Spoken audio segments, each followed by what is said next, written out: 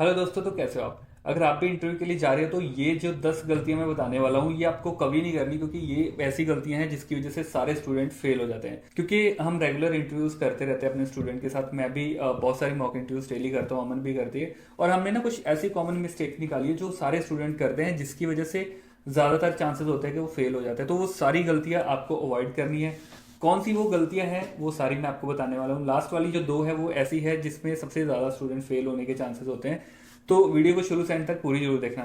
तो शुरू करते हैं फर्स्ट मिस्टेक से, जो स्टूडेंट बहुत ही कॉमन करते हैं। फर्स्ट मिस्टेक, जैसे कोई भी पॉइंट पूछते हैं तो उसमें जो टू द पॉइंट बात होती है, जितना पूछते हैं उतनी नहीं बताते हैं, उससे ओवर बताते हैं हर बात को। फॉर एग्जाम्पल, जैसे आप पेशेंट्स के, हमने वाइटल साइंस पूछा है स्टूडेंट से, तो वाइटल साइन के बारे में तो वो बताएगा ही बताएगा, प्लस वो साथ में उसकी एक्सप्लेनेशन भी दे देगा कि जैसे कि उसका नॉर्मल साइन, इसका जो भी रेट है इतना होता है, हार्ट रेट इतना होता है, जबकि उससे पूछा भी नहीं गया है। तो वो जो चीजें हैं वो चीजें नहीं बोलनी होती है, जितना पूछा जाए उतना ही आंसर करना चाहिए। तो दूसरी जो सबसे बड़ी मिस्टेक स्टूडेंट करते हैं वो होता है फर्स्ट इंप्रेशन, जो कि आपका सीवी दिखाता है। तो बहुत बार मैंने देखा है कि जो भी स्टूडेंट जब कोर्स लेते हो सबसे पहले वो मुझे अपना सीवी सेंड करते हैं। तो सीवी में बहुत सारी मिस्टेक स्टूडेंट करते हैं जो कि कारण बनता है उनके ना सिलेक्शन होने का। क्योंकि एचआर वाले जो है वो फर्स्ट आपका सीवी देखते हैं। कई बार आपने एक्सपीरियंस से बहुत सारी गलतियां लिखी होती है, कई बार आपने ईयर ही मेंशन नहीं करे होते, जिसकी वजह से वो दोबारा से आपको बोलते हैं चलो ये करो, ये भी नहीं आपने मेंशन करा, इसको तो करके आते यार, ये तो सही से करके आते हैं। और कई स्टूडेंट तो सीवी लेके ही नहीं जाते, वो भूल जाते हैं सीवी लेके जाना, या फिर उनको ऑनलाइन आप सेंड करने लग जाते हो, वहां पे आपने बहुत सारी मिस्टेक्स करी होती है। तो सीवी को लेके जितनी भी आपके डाउट्स है वो सारे मैंने अपनी लास्ट वीडियो में क्लियर करे हुए हैं। आप आई बटन पे क्लिक करके वो वीडियो भी देख सकते हो, नहीं तो मैं डिस्क्रिप्शन में लिंक भी डाल दूंगा, वहां से भी आप चेकआउट कर सकते हो कि एग्जैक्ट जो अच्छा सीवी एज ए नर्स आपको किस तरीके का बनाना है। मैंने वो सारी चीजें उसमें बता रखी है। थर्ड पॉइंट है कि मोस्टली स्टूडेंट्स गलती करते हैं, अपना ओवर कॉन्फिडेंस दिखाते हैं, जो कि बिल्कुल भी सही नहीं है।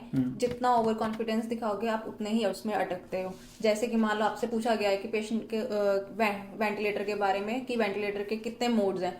ठीक है, आपने वेंटिलेटर के मोड्स तो बताए हैं, ठीक है, उसकी फर्दर एक्सप्लेनेशन देने लग गए, तो आप उसमें अटक जाओगे। देन आपको जो डॉक्टर है या आपके जो भी एनएस है, वो आपको उसके इन बिटवीन का जो भी डिफरेंस है वो पूछेंगे, तो आप उसमें और अटक जाओगे। यही एक चीज है जो मिस्टेक नहीं करनी है आपको। ओवर कॉन्फिडेंस बिल्कुल नहीं दिखाना है, नॉर्मल कॉन्फिडेंस से आप बात करोगे वो ज्यादा बेटर है। हाँ, ये चीज तो मैंने भी देखी, बहुत सारे स्टूडेंट करते हैं। जब थोड़ी सी आपको नॉलेज होती है, कई बार आप सोचते हो कि आपको नॉलेज है, लेकिन सामने वाला बंदा जब आपसे क्वेश्चन पूछता है तब हमें पता चलता है।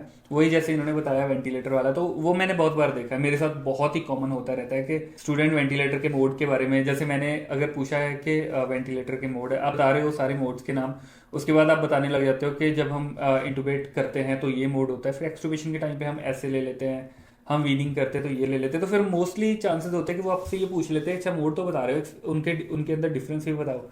तो वहां पे आप फंस जाते हो कि पीसी वीसी या पीआरवीसी या फिर सीपैप किस टाइम पे कब कब काम करता है, कैसे काम करता है। नहीं, तो ये सारी चीजें हैं, जितना आप डीप में जाओगे उतना आप फंसोगे। तो नेक्स्ट जो पॉइंट है वो है लैक ऑफ नॉलेज।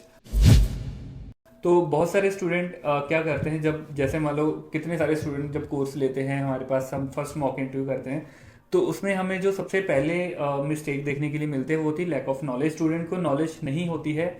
आपने जो भी बीएससी जीएनएम में पढ़ा है सब जीरो है मेरे हिसाब से। मैं ये नहीं बोल रहा हूँ कि ए टू जेड ही जीरो है, लेकिन इस मामले में जीरो है कि उसमें से कोई क्वेश्चन नहीं पूछा जाता, ना तो अनाटमी से, ना फंडामेंटल से, ना कम्युनिटी से, ये सारी चीजों से आपसे कोई क्वेश्चन नहीं पूछा जाएगा।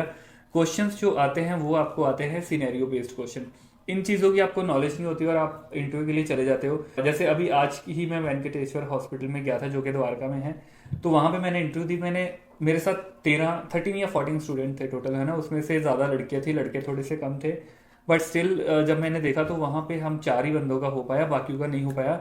और सबसे ज़्यादा जो मैंने चीज़ें देखी है, स्टूडेंट थे जिनको 1 साल एक्सपीरियंस या फिर 8 महीने का एक्सपीरियंस है, तो वो आते हैं, लेकिन बहुत सारी चीज़ें हैं वो नॉलेज की वजह से, या कई बार क्वेश्चन का सही से आंसर ना कर पाना, है ना, या सिनेरियो बेस्ड क्वेश्चन का पता ना होना, किसके बाद कौन सा स्टेप लेना है, कैसे स्टेप लेने हैं, तो वो चीज़ों का पता ना होना, जिसकी वजह से वो फेल हो जाते हैं। तो मेरे साथ भी वहाँ पे मैंने यही चीज़ देखी और मैंने उनसे पूछा भी, तो उन्होंने बोला नहीं नहीं हम तो सारी चीज़ें बता दी, मुझे लगता है इनको स्टाफ को रखना ही नहीं है। ऐसा नहीं है, बहुत सारे स्टूडेंट मैंने भेजे हैं और वो इंटरव्यू क्लियर भी करते हैं, सब चीज़ें होती हैं। लेकिन जो मेन चीज है वो है लैक ऑफ नॉलेज, जो आप अगर आपके अंदर है तो आप उसको पहले अच्छे से सुधारो। मैंने बहुत सारी फ्री वीडियोस डाली हुई है, आप उससे तैयारी करो। अगर आपको पैसे की दिक्कत नहीं है और आप चाहते हो एक ही हफ्ते में आप तैयार होकर चले जाओ, तो आप मेरा कोर्स ले सकते हो। उसमें मैं और अमन हम खुद आपकी मॉक इंटरव्यूज करते हैं, सारी चीज़ें हम करते हैं। जब हमें पता चलता है कि आप अच्छे से रेडी हो, जब हमारी आप मॉक इंटरव्यू अच्छे से लास्ट वाली क्लियर कर लेते हो, तभी हम आपको इंटरव्यू के लिए भेजेंगे, उससे पहले नहीं भेजेंगे। उस टाइम पे जब आप इंटरव्यू के लिए जाओगे तो हो ही नहीं सकता कि आप इंटरव्यू क्लियर ना करो। अगर आपने हमारी इंटरव्यू क्लियर कर ली, समझो दिल्ली के हर हॉस्पिटल की इंटरव्यू क्लियर कर लोगे आराम से। तो उसके लिए आप मेरा कोर्स भी ले सकते हो। कोर्स की डिटेल नीचे व्हाट्सएप के नंबर पे आपको सारी मिल जाएगी। तो उसमें जो कोर्स के प्राइस है मैंने सारे बता रखे हैं। 2500 का भी है, 3999 का भी है। जो आपको सूट करे, जो आपको कंफर्टेबल लगे, आप ले सकते हो। तो इसलिए आपको अपनी नॉलेज को जरूर इंप्रूव करके जाना, उसके बाद ही इंटरव्यू देने के लिए जाओ, क्योंकि जितनी बार आप फेल होते जाओगे आपका जो कॉन्फिडेंस है और ज़्यादा डाउन होता जाएगा। तो कोशिश करो अच्छे से रेडी हो, तभी इंटरव्यू देने के लिए जाओ। मोस्टली जो स्टूडेंट्स है गलतियां करते हैं इंट्रोडक्शन में। ठीक है, इंट्रोडक्शन में जैसे जो भी लैंग्वेज यूज करनी है पहले डिसाइड होना चाहिए कि आपको कौन सी लैंग्वेज में अपनी इंट्रोडक्शन देनी है। अगर इंग्लिश में देनी है तो प्रॉपरली इंग्लिश में दो, एंड स्टार्टिंग टू एंड तक। ठीक है, अगर हिंदी में देना चाहते हो तो प्रॉपरली हिंदी में दो। दोनों लैंग्वेज मिक्स करके जब भी देते हो तो ऑलवेज स्टूडेंट जो है ना वो कंफ्यूज होते हैं, तो इसलिए वो फर्स्ट इंप्रेशन ही आपका जो है ना वो वहाँ पे गलत हो जाता है। सो इसलिए जो इंट्रोडक्शन देनी है आपको पहले से ही माइंड में क्लियर कर लो कि कौन सी लैंग्वेज में आपको इंट्रोडक्शन अपनी देनी है, ताकि आप जो गलत इंप्रेशन पड़ रहा है फर्स्ट इंप्रेशन वो सही रहे। ज़्यादातर स्टूडेंट ये भी तो सोचते हैं ना कि शायद इंटरव्यू जो है सारी जगह पे इंग्लिश में ही होती है। ऐसा नहीं है। एक अपोलो हॉस्पिटल ऐसा है जो आपकी इंग्लिश में ही पूरी इंटरव्यू लेता है, लेकिन बाकी हॉस्पिटल में आप हिंदी यूज़ कर सकते हो। मैं बहुत सारे हॉस्पिटल में जाता हूँ तो ज़्यादातर हम हिंदी यूज़ करते हैं, क्योंकि हमें ऐसा नहीं है कि इंग्लिश नहीं आती। मैंने अपोलो की भी इंटरव्यू क्लियर कर रखी है, लेकिन जो मेन चीज़ है ना, हमें आइडिया सा लग जाता है। देखो बहुत सारे हॉस्पिटल है जो हिंदी में ही लेते हैं और पूछते भी हिंदी में ही है। यमन, ऐसा कोई तुझे हॉस्पिटल मिला है जो इंग्लिश में ही इंटरव्यू लेता हो? ऐसा तो कोई नहीं है हॉस्पिटल जो इंग्लिश में ही लेता है। और एक चीज और है ना कि जैसे आप हिंदी में इंटरव्यू देते हो पूरी, लेकिन एक चीज मैंने देखा है, जब भी हम इंट्रोडक्शन करते हैं, मैं या जितने भी मेरे स्टूडेंट करते हैं, मैं सबको यही बोलता हूँ कि इंट्रोडक्शन को इंग्लिश में जरूर रखो। इंट्रोडक्शन देखो बहुत ज्यादा लंबी चौड़ी नहीं है। अपना नाम, आप कहाँ से हो, आपने कब नर्सिंग करी, आपको एक्सपीरियंस कितना है, तो ये सारी 4-5 चीजें हैं जो आपको इंट्रोडक्शन में ऐड करनी है। इंट्रोडक्शन आपकी 30 सेकंड से ऊपर नहीं होनी चाहिए। 30 या 40 सेकंड में आप सारी चीजें कंप्लीट कर दो। बाकी इंट्रोडक्शन में जो गलतियां करते हो वो ना करो, वही सबसे बेटर है, क्योंकि वही फर्स्ट इंप्रेशन है जो आपका लास्ट बन जाता है। तो उसके बाद जो सबसे मोस्ट कॉमन मिस्टेक है स्टूडेंट करते हैं, वो है अपना रॉन्ग एक्सपीरियंस बताना।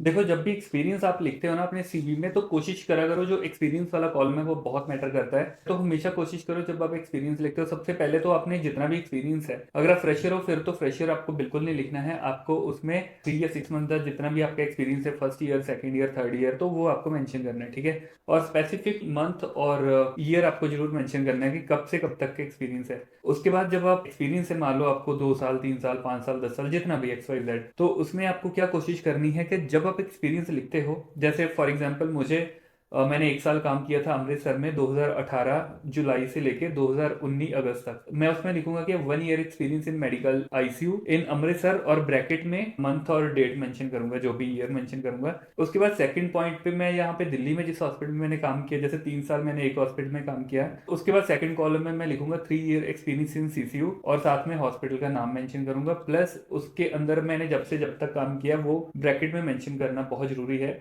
फिर ऐसे ही अगर तीसरा एक्सपीरियंस भी मेंशन कर रहे हो तो टाइम आपको जरूर डालना है, क्योंकि जब भी मैं इंटरव्यू देने गया हूँ, मैं पहले जो CV लेके जाता था, मैंने बहुत बार देखा, मैं जस्ट बिल्कुल सिंपल सा CV लेके जाता था, तो उसमें मैंने देखा मैं मंथ नहीं लिखे थे, मैं जस्ट ऐसे ही लिखा था कि 1 year experience in this hospital, 2 year experience in this hospital. तो वो मुझे पूछते थे कि कब से कब तक का है, तो मुझे अलग से उनको बताना पड़ता था। तो इससे अच्छा है कि आप पहले से ही उसमें मेंशन करके लेके जाओ कि आपको कहाँ का एक्सपीरियंस है, कितने से कितने तक का है। तो ये मिस्टेक आपको कभी नहीं करनी है। आपको हमेशा जो अपना एक्सपीरियंस है वो सही से लिखना है। और दूसरी चीज़ है, आप रॉन्ग एक्सपीरियंस कभी मत लिखा करो। जैसे आपने लिख दिया कि मुझे 1 साल के एक्सपीरियंस इस हॉस्पिटल का है, 2 साल का उसका है, फेक अगर आप लिख देते हो तो आजकल क्या करते हैं हॉस्पिटल वाले, हमेशा कॉल करते हैं, आपके लास्ट एक्सपीरियंस यहाँ का है, वहाँ पे कॉल करेंगे और उनसे पूछेंगे कि ये स्टाफ यहाँ पे काम करता था, आपका करेक्टर पूछेंगे कैसा है, काम में कैसा है। तो ये चीज़ें, और दूसरी चीज़ है कि कभी 9 महीने, 10 महीने, 11 महीने का एक्सपीरियंस मत मेंशन करो।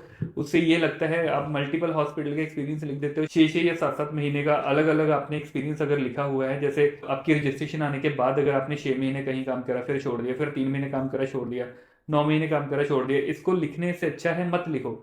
क्योंकि ये अगर आप लिखते हो तो वो सोचते हैं कि यार आप इतनी जगह पे नहीं टिके तो यहाँ पे क्या टिकोगे, जो कि मेरे स्टूडेंट के साथ काफ़ी बार होता भी है। तो ये चीज़ें आपको मिस्टेक नहीं करनी है अपना एक्सपीरियंस लिखते टाइम पे। नेक्स्ट पॉइंट है कि जो भी स्टूडेंट जो होते हैं बहुत एक्सपीरियंस होते हैं, जैसे 8 ईयर एक्सपीरियंस हो गया, 5 ईयर हो गया, 10 ईयर हो गया, बट जो नॉलेज है उसके अकॉर्डिंग नहीं होती उनमें। अभी लास्ट मैंने एक स्टूडेंट का इंटरव्यू लिया था, बट उसको एक्सपीरियंस तो बहुत था, बट उसको नॉलेज उसके बिहाफ पे बहुत कम लगी मुझे।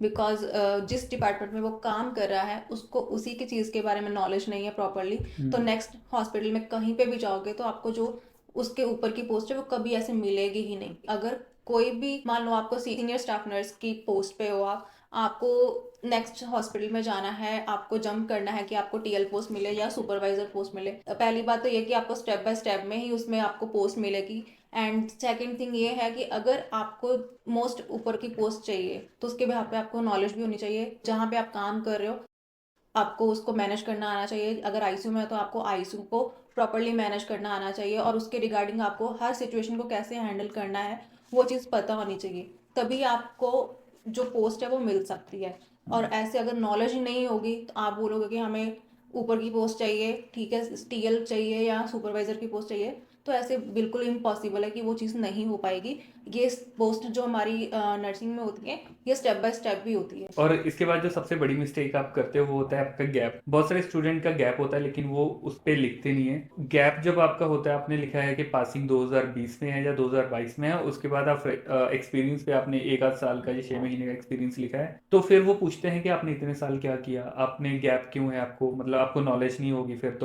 फिर तो आपने कंटिन्यू काम नहीं करा तो आप कैसे सिचुएशंस मैनेज कर पाओगे। आपको एनएबीएच के बारे में कुछ आइडिया नहीं है, क्या क्या प्रोटोकॉल फॉलो होते हैं ये भी नहीं पता होगा। तो ऐसी बहुत सारी चीज़ें जो वो आपसे पूछते हैं। तो इसलिए गैप का आपको क्या करना है, जैसे मैं बहुत सारी वीडियोस में बताता हूँ कि अगर आपको गैप है तो कोशिश करो आप ये लिखो कि जैसे मान लो मैंने 2022 में पास आउट करी है, उसके बाद मैंने कुछ नहीं करा, या फिर मान लो मैंने 1 साल हॉस्पिटल में काम करा, 2022 में मैंने पास करा, 23 तक काम करा, उसके बाद मैंने कुछ नहीं करा, तो उसको खाली मत छोड़ो, उसमें लिख दो आप होम केयर का एक्सपीरियंस या किसी क्लिनिक का एक्सपीरियंस या कुछ भी।